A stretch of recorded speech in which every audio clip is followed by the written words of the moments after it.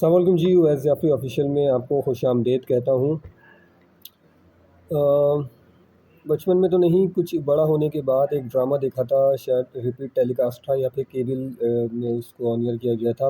غالباً اس کا نام تنہائیاں تھا۔ وہاں ایک بچے کا کردار تھا جبران نام کا۔ تو میں اس سے اتنا متاثر ہوا کہ میں نے پھر کتابیں پڑھنے کی جو ہے وہ ہیبٹ اپنائی اور جب میں کتابیں پڑھا اور پڑھتا رہا تو اس کے بعد میں نے اس میں چغتائی کو بھی پڑھا اور سعادت حسن کو بھی پڑھا۔ لیکن اگر میں وہ ڈرامہ نہیں دیکھتا اور اس بچے جبران کے جو کریکٹر تھا وہ مجھے متاثر نہیں کرتا تو میں شاید کبھی سعادت حسن جیسے براڈ مائنڈ انسان کو نہیں پڑھ سکتا تھا۔ تو یہاں یہ چیز تو کلیئر ہے کہ آپ مجھے کوئی بہت زیادہ مذہبی نہیں لیجیے گا، میں کوئی بہت زیادہ مذہبی نہیں ہوں، لیکن جو سب سے زیادہ تکلیف دینے والی بات ہے وہ یہ ہے کہ اگر پاکستان میں ایک قانون بنانے کے بعد آپ نے پڑوسی ملک کے کانٹینٹ کو یہاں پہ بینڈ کیا ہے تو پھر آپ اس کو دیگر پلیٹ فارمز پہ بھی بینڈ کیجئے، کیونکہ ایسا نہیں ہے کہ لوگوں کے پاس اور ان کو دیکھنے کے کچھ وسائل موجود نہ ہوں۔ ہر انسان کے پاس اس وقت موبائل ہے اور بچہ بھی بہت آسانی سے سرچ کر سکتا ہے۔ لیکن آپ اپنے گھر پہ موجود ٹی وی اسکرین پہ کیا دکھا رہے ہیں اور کیا چلا رہے ہیں؟ دیکھیے، اگر میں جبران کو نہیں دیکھتا اور اس وقت میں نیلی زندہ ہے دیکھ لیتا تو شاید آج میں کسی بھی سڑک پہ چلتا اور رات کو لیٹ نائٹ مجھے کوئی بھی خاتون نظر آتی تو میں شاید سمجھتا کہ وہ چڑیل ہے نا، کیونکہ میرے ذہن کے اندر تو وہ ایسی چیزیں بیٹھ جاتی۔ یا اگر میرے پاس تم ہو یا محمود آباد کی ملکائیں میں اپنی اس عمر میں دیکھتا تو پھر میری ذہنی کیفیت کیا ہوتی اور میری نشوونما کس طرح سے ہوتی۔ تو پھر آپ یہ نہیں کہا کریں کہ پورے ملک کے اندر جو ہے وہ ریپ کیسز کی تعداد اتنی زیادہ کیوں بڑھ رہی ہے۔ عشق ہے، میں ہاری پیا، ایک تھی رانیہ اور ادھوری عورت۔ سرکار، یہ ہیں وہ ٹائٹل نیمز جو اس وقت پاکستانی ڈرامہ انڈسٹری کے اندر بہت تیزی سے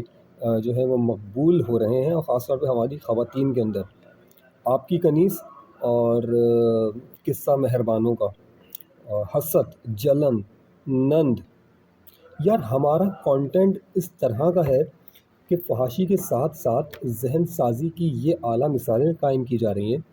کہ آپ کوئی بھی پاکستانی ڈرامہ اس وقت اٹھا کے دیکھ لیجئے، اس کے اندر کوئی بھی بہو اپنی ساس کے ساتھ آپ کو مخلص نظر نہیں آئے گی۔ اور اگر شادر نادر کسی کانٹینٹ رائٹر نے یا کسی اسکرپٹ رائٹر نے اس حوالے سے یہ لکھ بھی دیا ہو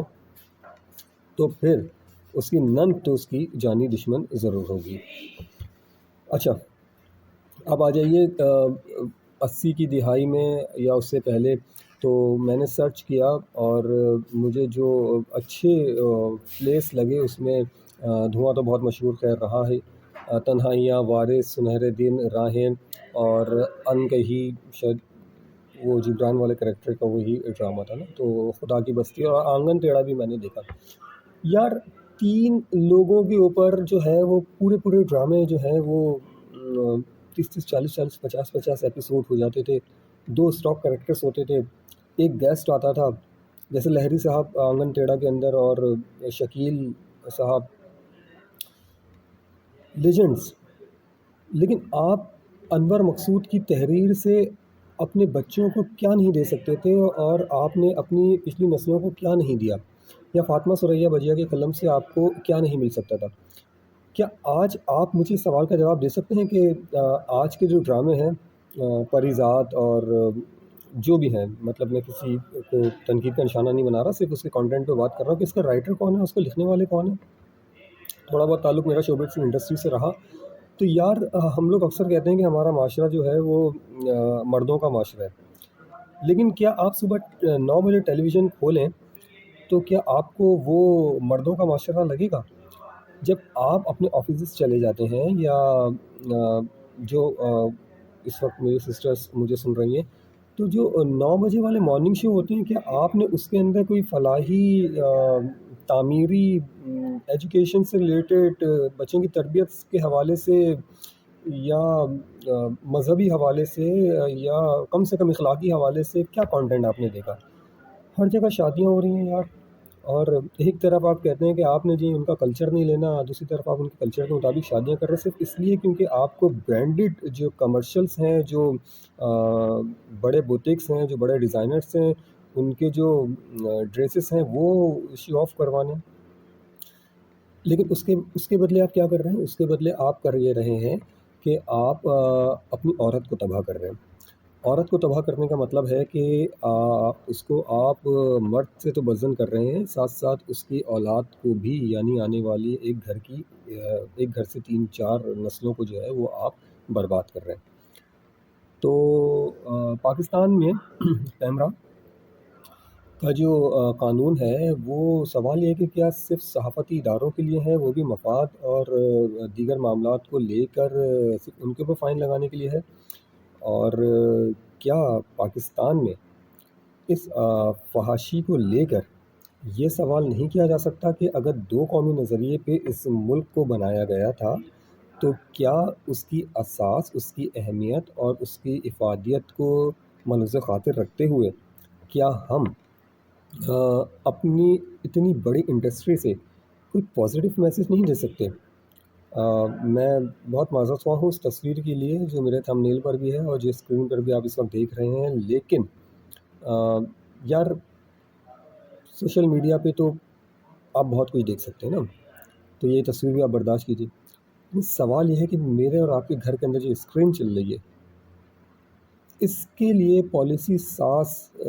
کیا کر رہے ہیں، پالیسی میکر کیا کر رہے ہیں، اور آپ کے اور میرے ہاتھ میں ریموٹ ہونے کے باوجود آپشنس کیوں کر ختم ہو گئے ہیں کہ یا تو ہم خالی خبریں دیکھ سکتے ہیں یا پھر ہم یہ 4-5-6 چینلز کے اوپر جو ہے انٹرٹینمنٹ میں یہ چہرے دے سکتے ہیں، یہی چہرے دیکھ سکتے ہیں اور انہی کپڑوں کے ساتھ دیکھ سکتے ہیں، اور رشتوں کی یہ توقیر کر سکتے ہیں اور ان کی یہ بے حرمتی کر سکتے ہیں۔ تو یار محمود آباد کی ملکاؤں سے لے کر اور ایک تھی رانیہ تک، اور اس کے بعد میرے پاس تم ہو میں دیکھیں بہت زبردست رائٹر، اور انہوں نے بہت زبردست میسیج دیا، تو میں اس کو تنقید کا نشانہ نہیں بنا رہا، لیکن دیگر آپ رائٹرز کو اٹھائیں، ان کی تحریر دیکھیں، اور دیگر جو ڈرامے چل رہے ہیں، مطلب نند، حسد، جلن یہ ڈرامے کا ٹائٹل ہے، حسد اور نظر بد۔ تو اگر ہم نے اپنی آنے والی نسلوں کو سنوارنا ہے تو شاید ہمیں پاکستان ٹیلی ویژن کارپوریشن کی اس جو ان کا ایک وے تھا، اس وے پہ چلنا پڑے گا، جہاں پر ہمارے پاس بجیا اور انور مقصود اور اس قسم کے بہترین رائٹرز تھے اور ان کے ذہن تھے۔ خدا داد صلاحیتوں کا مالک ہے یہ ملک اور اس میں بسنے والے تمام افراد، تو آپ انہی رائٹرز سے اور انہی کانٹینٹ رائٹرز سے آپ بہت زبردست تحریر کروا سکتے ہیں، لیکن مسئلہ یہ ہے نا کہ آپ کی انڈسٹری گروم وہاں کر رہی ہے جہاں اس کو کرنا نہیں چاہیے، اور آپ سمجھ رہے ہیں کہ آپ نے پیسے وہاں سے کمانے ہیں جہاں سے کچھ دکھا کے کچھ بیچنا ہے۔ تو یار اگر دکھا کے بیچو گے تو پھر پتہ نہیں اس ملک کا کیا ہوگا اور ہمارے معاشرے کا کیا ہوگا۔ چھوٹا سا خیال تھا اور اپنی ذمہ داری سمجھ کے میں نے شیئر کیا۔ گزارش ہے خواتین سے کہ وہ ڈراموں کی حد تک رکھیں۔ میں شوبز انڈسٹری سے میرا ایک تعلق رہا ہے اور ابھی بھی ہے، تو میں آپ کو یقین دلواتا ہوں کہ یہ جو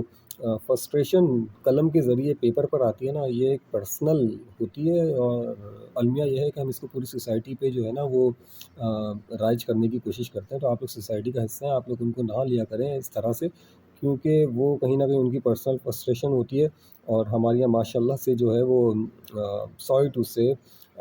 آج، ماضی میں ایسا نہیں تھا، ایون 10-12 سال پہلے بھی شاید ایسا نہیں تھا جب میں انڈسٹری کے اندر آیا، لیکن آج جو ہے وہ سلسلہ یہ ہے کہ خواتین کی ایک بہت بڑی تعداد جو ہے وہ بس لکھ رہی ہے اور آپ دیکھ رہے ہیں، اور ایسا لگتا ہے کہ